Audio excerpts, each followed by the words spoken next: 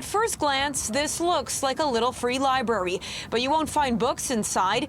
Instead, it's filled with yarn, thread, and knitting needles. It was an easy concept to sort of jump to when, at a time when we were really not being able to connect. It's called the Little Fibre Library. It was started by Bad Anna's yarn store in Vancouver in 2021 during the pandemic. Owner Paula Lindner says the idea came from a shop in the U.S. that set up a similar library. We had people that were giving yarns, there was people that were willing to build the boxes, and there were other people that were willing to host the boxes as well. She says they've grown in popularity since then, with more than a dozen Little Fibre Libraries now across Metro Vancouver, including this one on Georgia Street near Renfrew. It has been growing on its own and very organically, which is really exciting. Everyone wants one in their community. Jana Maria Valley runs Vancouver Yarn, an online resource for crafters.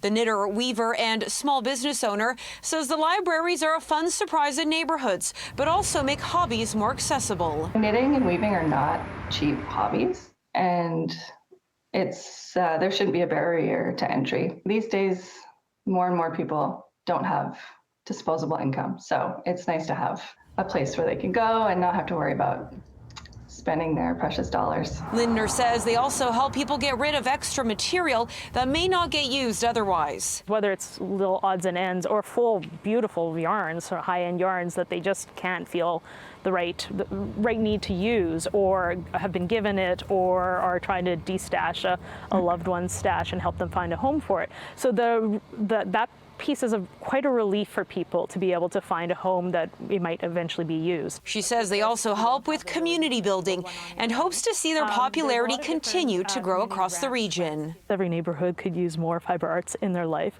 We say more fiber in your diet, and we encourage anyone who wants to be involved and get involved in this to reach out to us if you're not sure how to do it, or just go and do it on your own, which is fantastic. Become part of your community. In Vancouver, Monika Gul, City News.